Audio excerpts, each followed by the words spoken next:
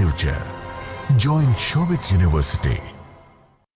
As a young citizen of India, armed with technology, knowledge, and love for my nation, with a vision of transforming India into a developed nation, I'm joining Shobit University. What about you? A very good morning to all of you.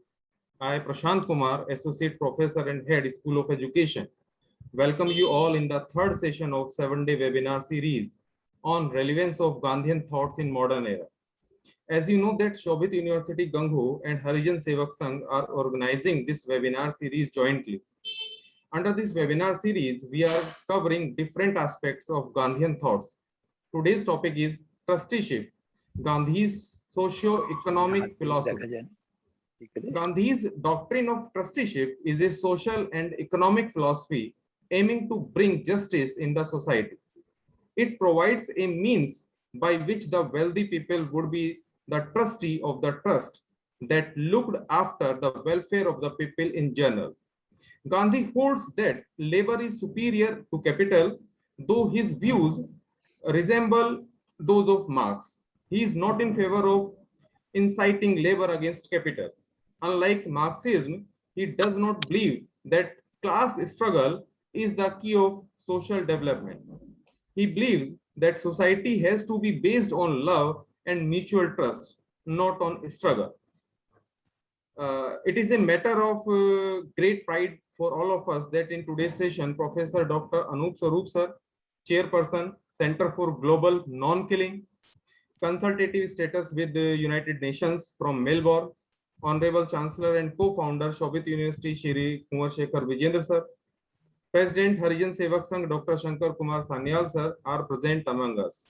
I welcome to Professor Dr. Anup Sarup sir, Shri Kumar Shekhar Vijayendra sir, Dr. Shankar Kumar Sanyal sir, all deans, faculty members, and students who are with us in this session from the bottom of my heart.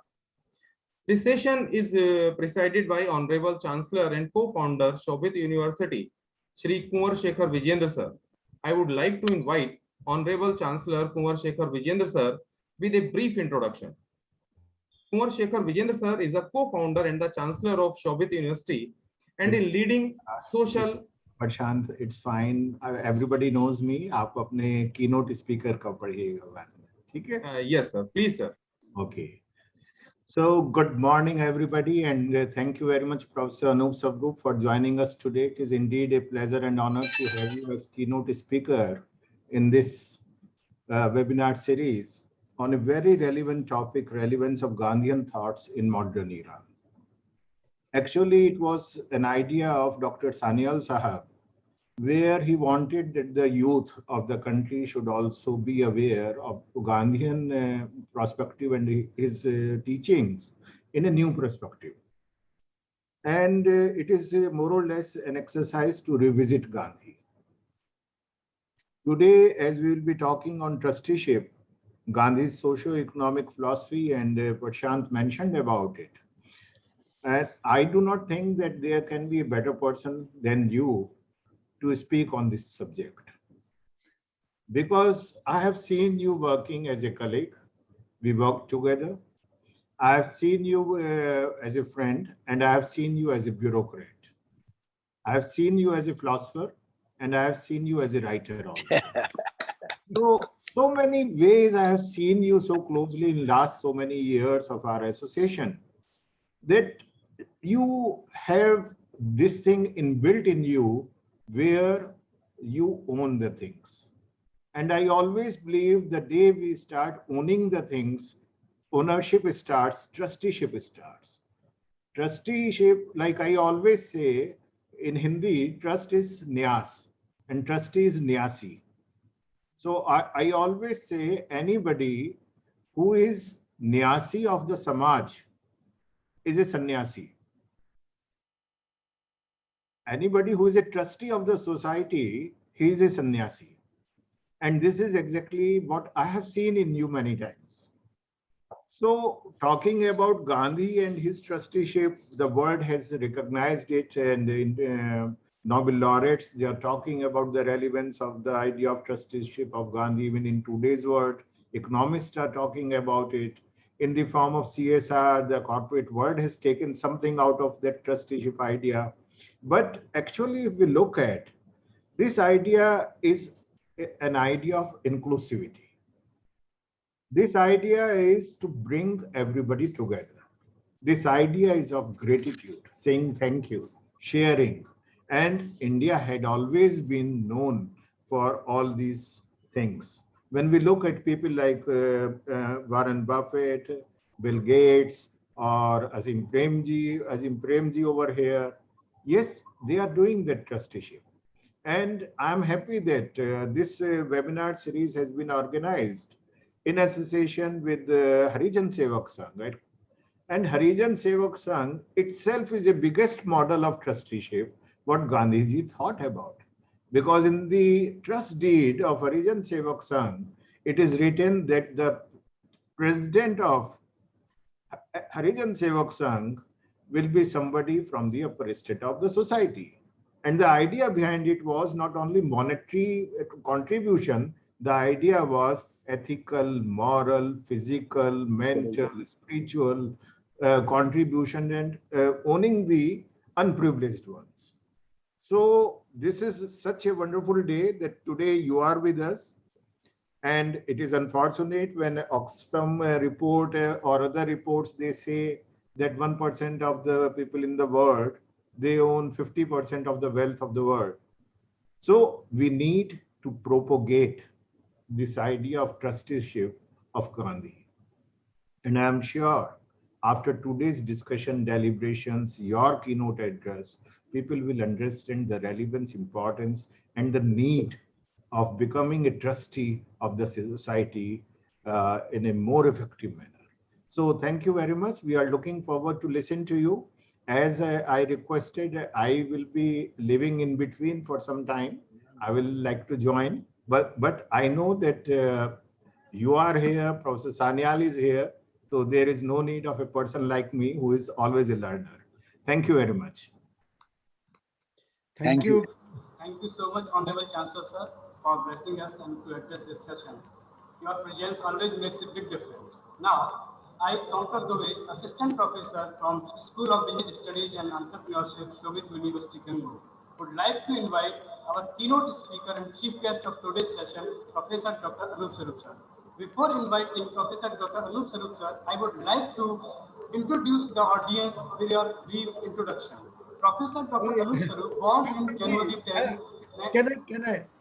Can I request you, interrupt you? I don't need an introduction because as Shekharji very rightly mentioned, I'm also a part of that same trusteeship that you are all part of, that is Shobit University. And same thing applies to my dear personal friend, Dr. Shankar Sanyalji. So I don't need an introduction, and let me start right away. So if you're fine, at the outset, let me express my gratitude to the founder and also the Chancellor of Shobit University, Kumar Shekhar Vijayendra Ji. More than anything else, he has been a great friend and a great philosopher, both in deeds and in words. So I thank him for inviting me. And the same thing with Dr. Shankar Sanyal. We are all of the same league and great friends. We have been part of various seminars and webinars, various places we have met and spoken on a different whole lot of things and whole lot of issues and subjects which are relevant today. So I'm really grateful. Now, the only thing which I would request, and I was thinking that more than me, it is Shekharji or Sanyalji who would be more appropriate when it comes to a keynote on this subject, because I do not regard myself as an expert in any case. Although, I'm a learner and I'll keep learning, and I've learned a lot from them, from these two great individuals who are here. So, but still, since you've asked me, I would make a small beginning. But let me again express my thanks and gratitude to Shobit University for inviting me. Straight away, because Shekharji mentioned about trusteeship and about the stakeholders and shareholders, I can recall that a couple of days back, I was, speaking at another conference where in the US, there was an article in the Harvard Business Review. And the great finding, and that you'll be surprised, the great finding of Harvard Business Review was that when it comes to the goals of SDG, Sustainable Development Goals of the United Nations, or when it comes to value creation, every stakeholder has a very important role to play. It's not only the administrators or the managers of the trust or the shareholders, it's also much more than them. It is everybody, all stakeholders. So that, brings me to a point that here, because Mahatma Gandhi, almost 100 years back, Hind Swaraj was written by him almost 100 years back. And he spoke about trusteeship. He spoke about the responsibility. And you all know about that quotation, enough for everybody's need, but not enough for everybody's greed. So Mahatma Gandhi himself was the first and foremost, I would say, a strategist, a management guru, where he felt that it is ethics, morality, and values which will play a much more important role. He believed, of course, in simple living and high thinking. And inherent in this simple living concept is the idea that we should learn to give back to the society. Just now, Shekharji was mentioning about Azim Premji, and the list goes on. Ratan Tata, uh, APJ Abdul Kalam, a whole lot of Indians who have learnt a lot from Mahatma Gandhi. And not only Indians, I should come to South Africa, where Nelson Mandela, you know, the apartheid movement, it was in 1893 when Mahatma Gandhi landed in South Africa. It was again only in 1994 that South Africa became free. Apartheid was, forever forgotten. But behind the movement was the soul and enterprise, the spirit of Mahatma Gandhi himself. Shankar Sanyal is sitting with me, and I recall our trip to St. Peter's, Mauritiusburg. And, I could see he, along with Dr. Radhakrishnan ji, and I also, we became so emotional. There were tears because it was here which was the transformation from Mahatma Gandhi at St. Peter's, Mauritiusburg. At the railway station, when he was thrown out from the train on a cold night, that was, midnight. He had nowhere to go. He was sitting in the waiting room, and we spent a few minutes there in the waiting room on the platform. Of course, now they have got a edict there in his name. But we could think of the transformation which Mahatma Gandhi went through. And that is what, made him a Mahatma. You all know that Mahatma, the word was given by another great soul of India, Rabindranath Tagore, to Mohandas Karamchand Gandhi. Anyway, I'm not coming to that, but the topic here is trusteeship. So I was thinking about a whole lot of things. And I recall that along with Sanyalji and even Shekharji was there, we had gone to meet our president, Kovindji, at Rashtrapati Bhavan.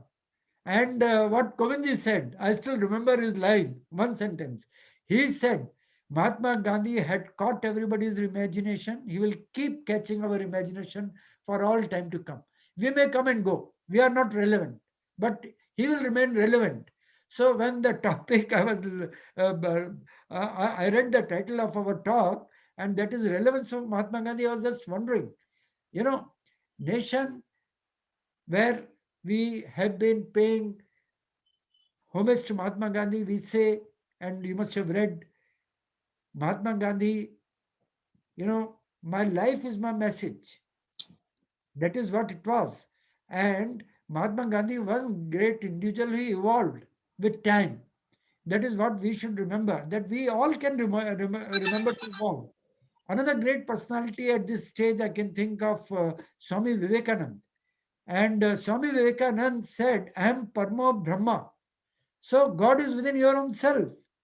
You can all have the inherent, I would say, the greatness that you can become God himself. So that is what Mahatma Gandhi was propelled with.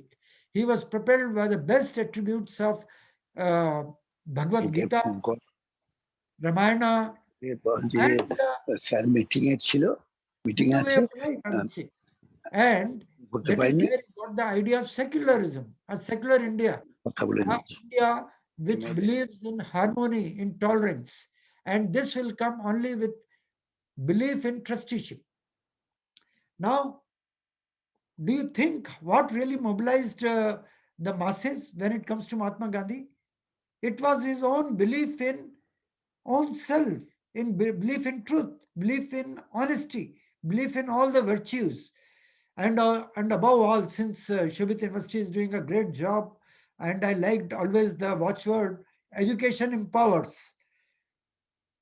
Here, Mahatma Gandhi believed in learning, unlearning, and relearning.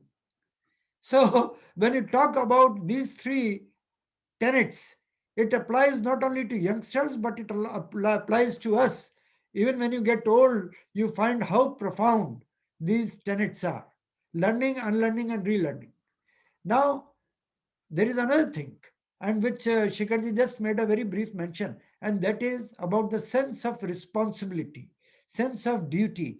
And during this pandemic, and in the new normal especially, what I found is that one thing which our country, our citizens have to really learn is the sense of responsibility to other fellow citizens.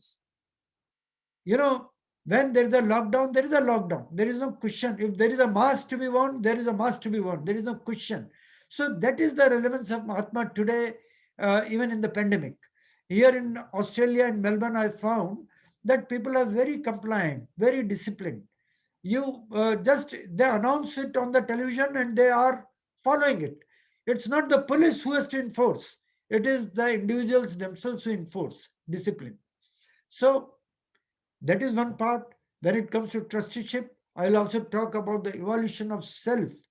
It is the Mahatma's own belief, which was deep rooted both culturally and religiously, that made him a great Mahatma. And when I talk about this, he was talking about minimal and optimal resources.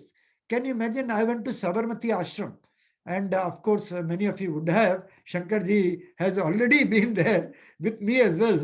And you must have seen that in Sabarmati, his life, he didn't need a servant to work for him. He was working for his own self.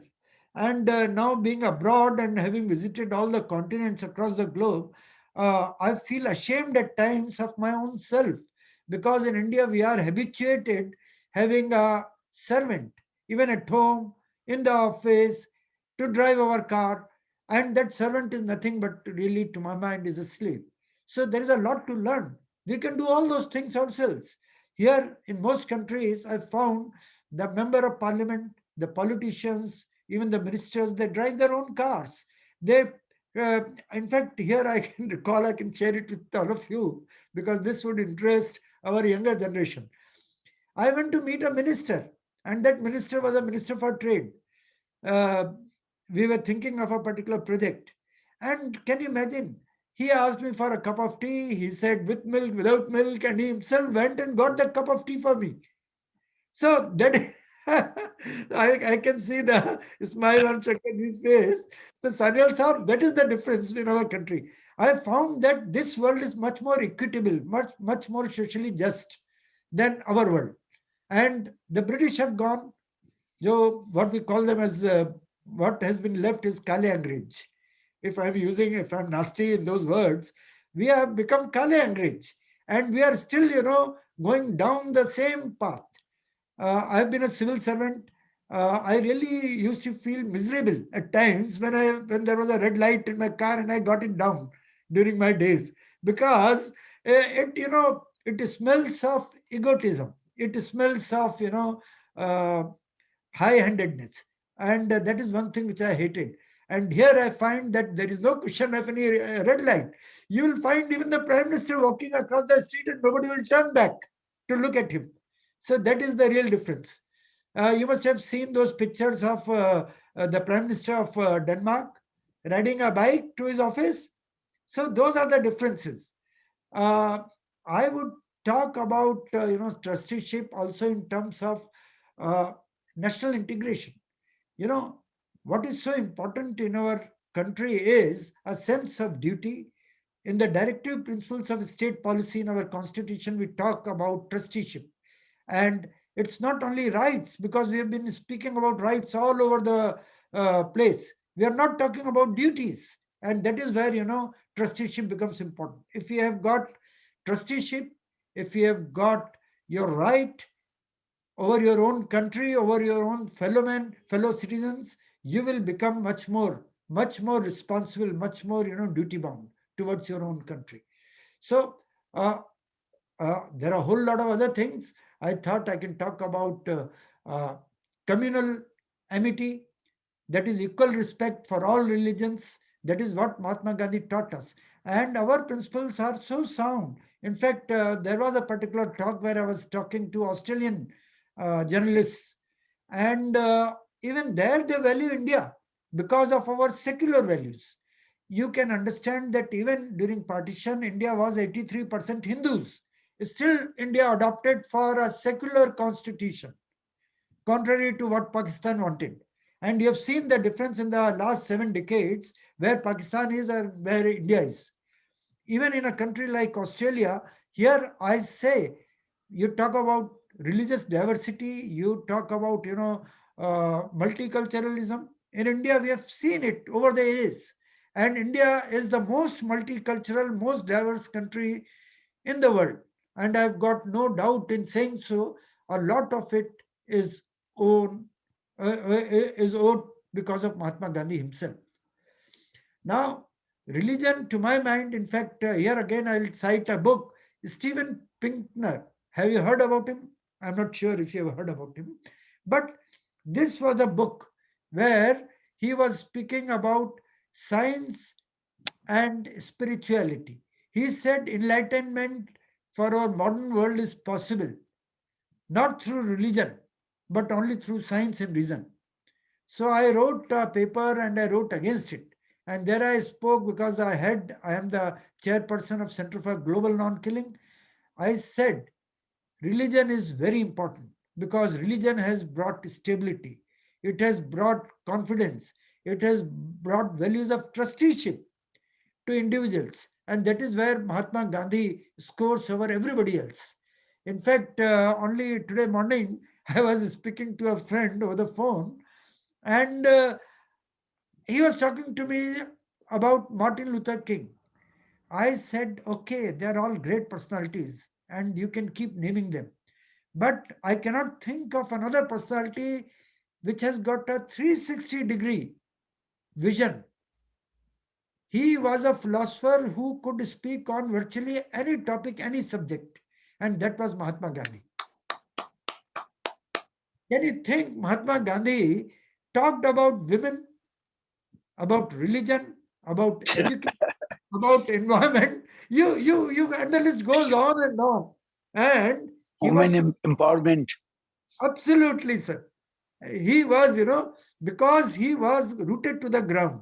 He could speak so profoundly because of his own belief, and because he was so much rooted to the ground and he was so much well-read, he could never falter. And that is one of the reasons that he was so good at anything he did. Now, what are the basic axioms when it comes to religious or communal harmony? It is most important that there has to be a better understanding between men and men, and also communities and communities. And that is possible only through trusteeship. There is that awareness of oneness about humanism, which Mahatma Gandhi, advocated so profoundly. He also spoke about something different. He spoke about universalization of education. Or in India, we still follow, governments may change. Both the governments, BJP or Congress, or it can be anybody else, but I do not think that any government will go away from the principles and the precepts of Mahatma Gandhi. When I'm talking of universalization of education, because I'm at a venue which is one of the most profound universities in North India, in Uttar Pradesh, Shobit University, I should say and speak a little about Sarv Shiksha Abhiyan. This was instigated and inspired by none other than Mahatma Gandhi himself. Even earlier days, you must have seen, even I can recall in the 60s and the 70s, we were talking about self-sufficiency, Atmanirbharta. Now, our Prime Minister is talking about Atmanirbhar Bharat, but the seeds of Atmanirbhar Bharat goes to only Mahatma Gandhi. We were talking about no poverty or poverty alleviation programs named after Mahatma Gandhi himself. No hunger. Again, Mahatma Gandhi comes into the picture. You can talk about health for all, Ayushman Bharat. Again, inspired by Mahatma Gandhi. Of course, our Prime Minister Narendra Modi has taken it forward, but even Obamacare in US is inspired by Mahatma Gandhi.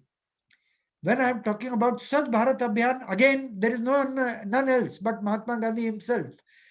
What he said, and you may all recall, cleanliness is next to godliness. Now, when you talk of cleanliness, it is not only cleanliness of the outside world, it is also cleanliness of your own self, of the body and the mind. And when I'm talking of cleanliness or Swachh Bharat Abhiyan, I'm reminded of the Millennium Development Goals of the United Nations. In 2015, the MDGs got over and we were contemplating as to what should be the next movement. And then we came up with the idea of Sustainable Development Goals, SDGs, until 2030. And many of these goals were inspired by none other than the Mahatma himself. In India, what we need is good governance from politicians. We need to respect women. We need law and order. We need punctuality and all those virtues which Mahatma Gandhi did stand for. At times, you might wonder, when it comes to trusteeship, I talk of dignity of labor, because every labor is a trustee in the enterprise where he is working. Every individual is a trustee in the country in which he is a citizen. And that is where we have to work. And we have to work tooth and nail to make the country great. Not only the country great, but also individuals. I was thinking in terms of constructive programs which Mahatma Gandhi himself launched. They were in contrast to destructive programs which are launched by many countries. And, the basic axiom stands that it is nothing else but humanization of knowledge, of the soul. And here it's very important that we humanize and and get away from that feeling of distrust, not only between religions, but also between communities, between castes, between individuals, and between social strata. I am talking of economic equality and social justice. Just now, Shekharji was mentioning about this fact that almost 50% of the world GDP is in handful of people, in the hands of only a few, unfortunate as it is. The world will not be poor. India, I am concerned, but more than India, it's another continent, Africa. Perhaps the richest continent on the globe is also the poorest. Can you imagine? And I was talking to one of the forums, and it is so amazing that Africa was always robbed, was always cheated, and nobody thought of empowering that continent, the various countries there. So there is so much for the developing world to learn. So again, I would come to the most important human value, that is tolerance, to give and take. That becomes the UNESCO motto also, to give and take. We should not only avoid conflicts, but also avoid confrontation. But here you might be thinking more in terms of non-violence. And I won't talk much about non-violence because that is my own subject. Because at Center for Global Non-Killing, we talk of a non-killing world. And Mahatma Gandhi's non-violence was non-violence of the strong, not of the weak. Because weak people are violent. They will retaliate. But it is very difficult to be non-violent when somebody attacks you or somebody is violent against you. Now, there are 7 decades which have passed when it comes to India. And since Mahatma Gandhi's martyrdom also. And I personally believe that there is no other great soul who has been so much misunderstood and misrepresented as Mahatma Gandhi himself. Shankar Sanyal ji will agree with me. And at Harijan Sevak Sangh, I am a part of his team, and he has done such a great job. And most of the job is to get away from that feeling of distrust, from that, mutual bickering, from the infighting which goes on in our society all the time. Now, of course, Mahatma Gandhi's relevance will always be pervasive, more so in a materialistic world. I know when I was talking about Mahatma Gandhi, I could recall a research paper which I wrote, and that was affirmative non-killing. And I felt to make a visible change in our societies, what we need much more than anything else is value education.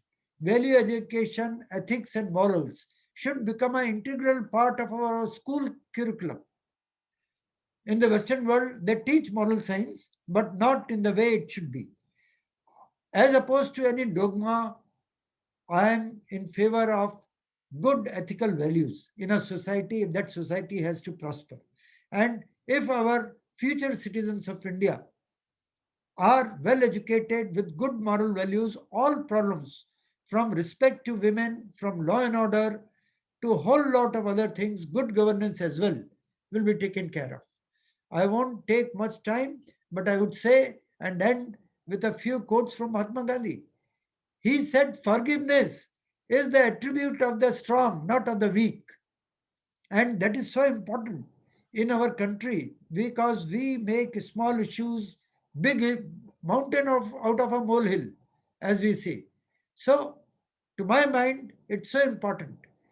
Truth, my experiments, which Mahatma Gandhi, you must have all read. If not, I would request, I can see there are over 80 participants here. I would request them. That was one of the first books which I read during my school time, and I have never forgotten a word of it. So please inculcate amongst your own children that habit of reading good books, and one of them is My Experiments in Truth of Mahatma Gandhi. Now, another quotation I can recall right now, an eye for an eye will make the whole world blind. I was talking about, at the UN, because I've been a UN representative at the UN Security Council. And we were very much concerned because more often than not, in the West, the philosophy is that we will have a war to end all wars, whether it is Iraq or Afghanistan or any other country, Syria of more recent lineage. The problem is they don't understand that wars don't end wars. Because if that will happen, then as the Mahatma said, you will need darkness to fight darkness. No, we need light to fight darkness. That is the truth, ultimate truth. And being at Shobit University, I can say, and this I've been quoting quite frequently, live as you were to die tomorrow. Is it not? And the next part is even more important, more profound. And that is learn as if you have to live forever. And that is my small plea to our youngsters, especially our participants. I can say, and you have been citing this thing, let us be the change, and we can change the whole world. Whatever change we want to see, we can bring it in our own selves. So, with these words, let me again express my profound gratitude.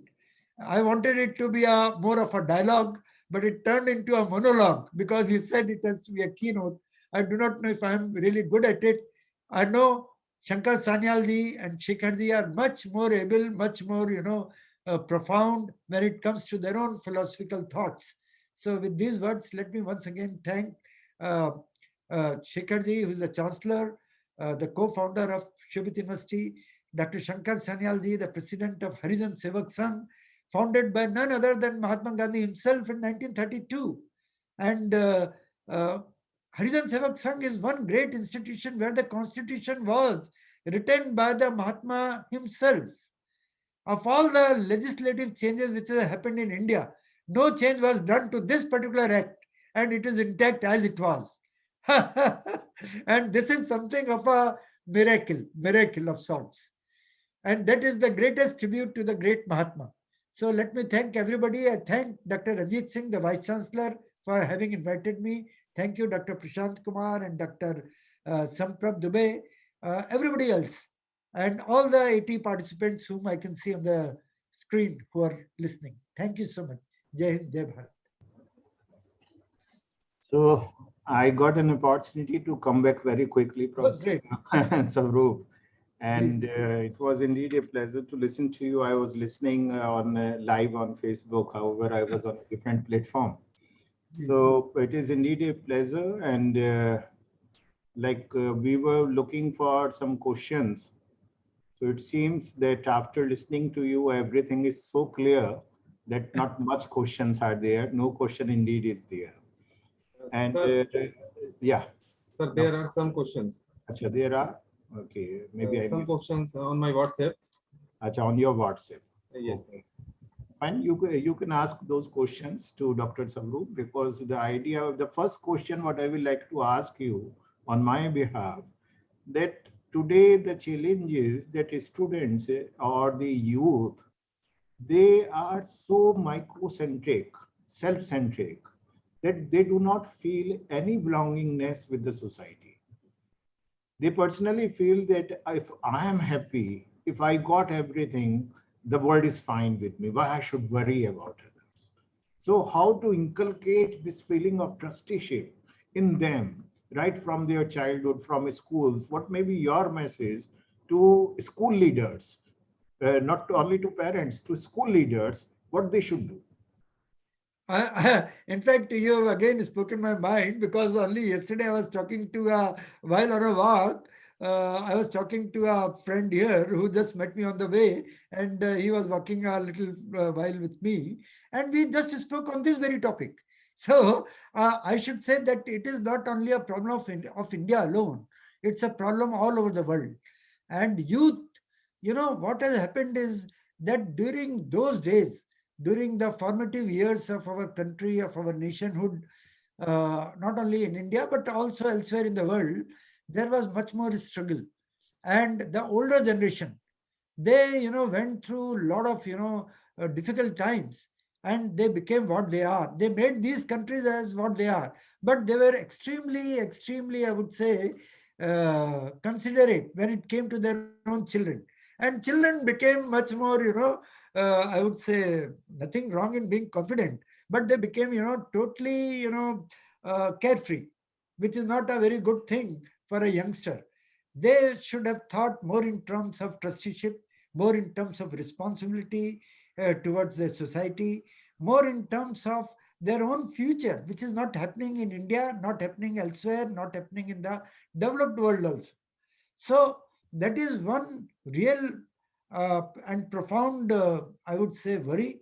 It's a question mark. How we can inculcate that seriousness amongst our youth, amongst our youngsters? Because if the society or the civilization is to progress, we have to move to be a better one. And for that, there has to be an evolving process, as it is in Mahatma Gandhi's own life. He was an evolving person. So how do we have our own kids evolve? I'm sure that the 80 such plus participants who are there, they would also be wondering. It might be happening in their own homes, in their own society, and that is also a very profound question. Perhaps when I spoke about affirmative world, I meant that we should inculcate those values in our school education, not only university education, because university is a bit too late.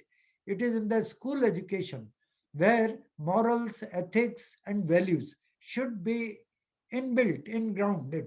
And that is so important, much more than any other thing. Thank you, sir. Thank you very much. It is indeed clearing the thing, and I'm sure that parents and school leaders, education leaders, they must and they will get it involved in their way of working. Because today what is happening that competition is there instead of cooperation. Ji. And this is exactly what trusteeship says, that from competition to cooperation, we have to move. And it's a big challenge, but definitely when we will discuss, when we will talk, when we will start revisiting Gandhi again and again, as this initiative by Sanyal Sahab has been taken, so definitely things will start changing. Prashant, do you have some questions? Yes, sir. Same question was here, sir. Don't repeat the question. You can, Yes, sir. if Sir, time another- permits, you can ask him. Yes. Another question is, we all are going towards capitalism. In present scenario, what should be the model of development? Again, this will require, I'm sure, and more than me, more competent maybe Dr. Shankar Sanyalji and Shekharji himself to answer that question. But that is something which, all over the world, that is the biggest question mark. Communism or capitalism, to each according to his need or to each according to his capability. That is the question. So we have to perhaps draw a balance in between.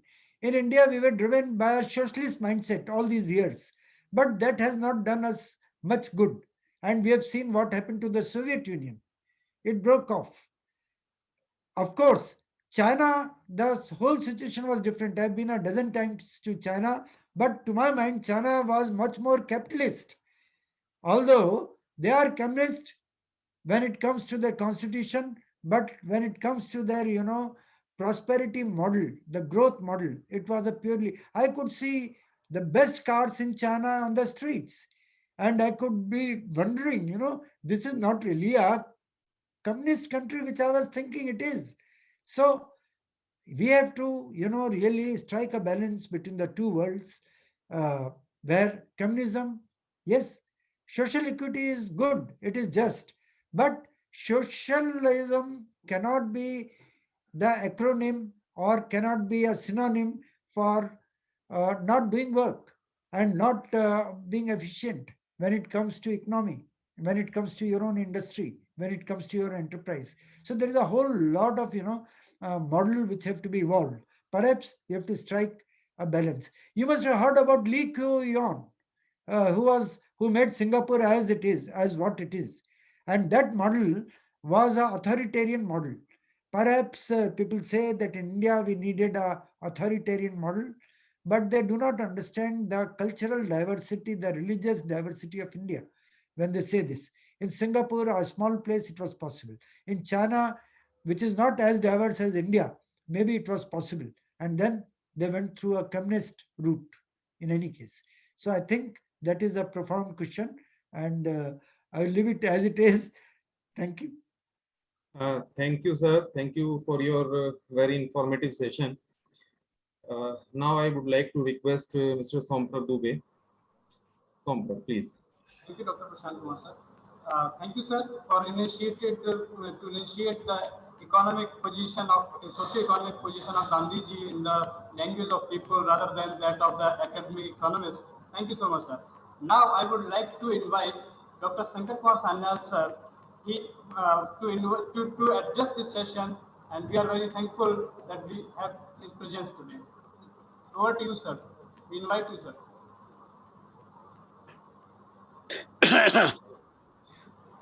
Thank you, SR Dr. Anup Swarup.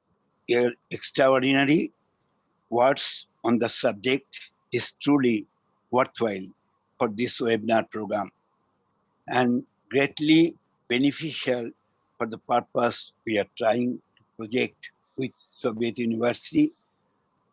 Honorable Chancellor Sri Kumar Shekhar Vijayendra is really highly admirable and inspiring. Dr. Anup Swarup, congratulations for the nice words from your end. Good morning, everybody. I just like to convey my best wishes for the 7-day-long webinar organized by Soviet University under the guidance of Sri Kumar Shekhar Vijayendra and Harijan Sevak Sangh, founded by Mahatma Gandhi in 1932, which initiated on 14 June 2021 with Dr. Arun Gandhi as key speaker. Today's subject matter is trusteeship, Gandhi's socio-economic philosophy, and we have Sri Vijender, Chancellor, Soviet University, Professor Dr. Anup Sharup, Chairperson, Center for Global Non-Killing and Vice Chancellor, Jagaran Lake City University, Professor Ranjit Singh, Vice Chancellor, Soviet University, Shampod Dubey, Professor Shampod Dubey, Social and Business Studies or Entrepreneurship, Prashant Kumarji, and Urmila DD. We, Dr. Anup Sharup, Shekhar Vijendra ji, myself, Horijon Shebak Sangh, Soviet University Non-Killing Council, or Sarvodaya Ashram of Bardoi, it is one of the big trusteeship organization in Uttar Pradesh who are doing excellent work. Urmila ji with us. Today's subject, trusteeship, Gandhiji's socio-economic philosophy, is highly relevant in present-day scenario of economic disparity. Today's concept of corporate social responsibility was emphasized by Gandhiji long back, and his concept of Gram Swaraj is so pertinent in the present day idea of self-employment when our nation is suffering from acute unemployment. Mahatma Gandhi was much influenced by the teachings of Holy Sri Bhagavad Gita and by ancient Indian philosophy, and he gave importance to following two concepts: aparigraha, that is non-possession, and sambhava, that is equitable distribution. These two concepts are highly important to maintain the balance in society. We all know that under this principle, the surplus wealth of any individual or organization needs to be kept in trust for the common good and welfare of others. It also specifies that everything we do must be economically viable as well as ethical. That is equal distribution for sustainable livelihood also. These doctrines of trusteeship is Gandhiji's contribution towards the peaceful transformation of society. It is a call for peaceful revolution to set up a new social order, which requires a well-knitted political, moral, economical approach. Several critics debated on this mode in the late 1940s, and many found it out of the baseless. However, the challenges of the century, such as economic collapse, absence of values and challenges of sustainable growth, necessitate reviewing their trusteeship again and again. The greediness of wealth, accumulation of huge dividends from investments, and maximize the profit margin derive the business-minded people in such a way that they think this concept is against capitalism, where they think that welfare of society is the sole responsibility of government only, and thus forget that they themselves are the part of the government. This is the crisis. Though India's growth rate is exquisite and emerging like economic giant, but we can't deny the fact that along with billionaires, it is the home to about 360 million people living below poverty line. The time has come to initiate a more holistic approach that defines progress so as to combat the economic disparity. Since April 1st, 2014, India became the first country of the world to legally mandate corporate social responsibility in the India's Company Act. It's mandatory for profit earning companies of a certain turnover and profitability to spend 2% of their average net profit for the welfare of the society. Long before the act came to being, the founder of Tata Group, J.R.D. Tata, was initially influenced by Gandhiji's idea of trusteeship when they discussed in a gossip. He developed his personal and professional life based on this idea. Trusteeship in the context can be a long-term solution in solving the conflicts of society. The world of money-making financial diggers after the economic crisis need scandals has understood that we need to redesign the system of corporate governance and finance in order to create more sustainable and responsible economics. Once Gandhiji said, true economics stands for social justice. It promises the good of all equally, including the weakest and the indispensable for a decent life. Gandhi clearly stated that distribution of wealth is not about charity, but about ensuring basic human dignity. The Gandhian perspective is more relevant today than it was ever before, and it has been successful so far. We remember in our childhood that we had only limited pairs of clothes and entertainment resources, the availability of cooler, television, telephones, cars, air conditioner, which were regarded as a symbol of luxury. But be possible to rectify if we show people now don't lack basic needs but values. That can be possible to rectify if we show the seed of welfare among each and everyone in the society.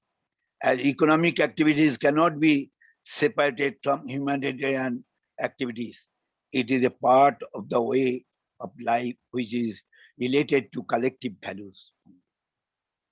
We should create responsible leaders to lead equal thinking approach, positive environmental value, social value and economic value in every porous of us must be present, and addressing genuine problems like hunger, livelihoods, education, and not those created by the irrelevant and artificially created scarcity model. Let us play an important role in deriving innovation in not just products, but processes and new management thinking also, as said by Professor Anup Swarup rightly. And Shekharji also pointed in his initial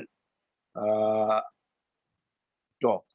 With these few words, I once again convey my best wishes for the 7-day webinar, and my thanks to today's panelists who spoke eloquently and enriched us with their well thought and valued deliberation. Thank you all. Thank you. Thank you so much, Dr. Sanket Kumar Sanyal, sir, for sharing your views and opinion on socio-economic philosophy of Gandhiji so profoundly. Now, I feel honored and privileged to propose the vote of thanks to today's webinar session. I, on behalf of entire Shobit University and the entire academic fraternity, and on my own behalf, extend a very hearty thanks to our most valued today's chief guest and keynote speaker, Professor Dr. Anup Swarup, sir. We are extremely grateful that you shared with us your important findings and opinion on today's theme. Thank you very much, sir. Now, I convey my deep regards and gratitude to Honorable Chancellor, sir, for gracing this occasion and sharing with us your opinion on Gandhiji's socio-economic philosophy to match the best in the world. We are greatly encouraged and immensely benefited by you, sir. Thank you so much once again, sir, Honorable Chancellor, sir, because your presence makes all the difference. Now, moving on, I also wish to my express deep regards and gratitude to Dr. Shankar Kumar Sanalji for his esteemed presence and never-ending support. Sir, you have been a pillar of strength and support for organizing this international webinar series. Due to your persistent support, this webinar series could become a reality. Thank you so much, sir. My sincere thanks to respected Vice Chancellor, Professor Dr. Ranjit Singh sir, respected Registrar sir, Professor Dr. Mahipal sir, Deans of all schools, HODs, and my fellow colleagues. Now, and if we say any event like this cannot happen overnight, we have been fortunate enough to be backed by a very motivated and dedicated technical team. Thank you for your willingness to take on the task beyond your comfort zone. Now last but not least, my huge thanks to the audience, participants, and students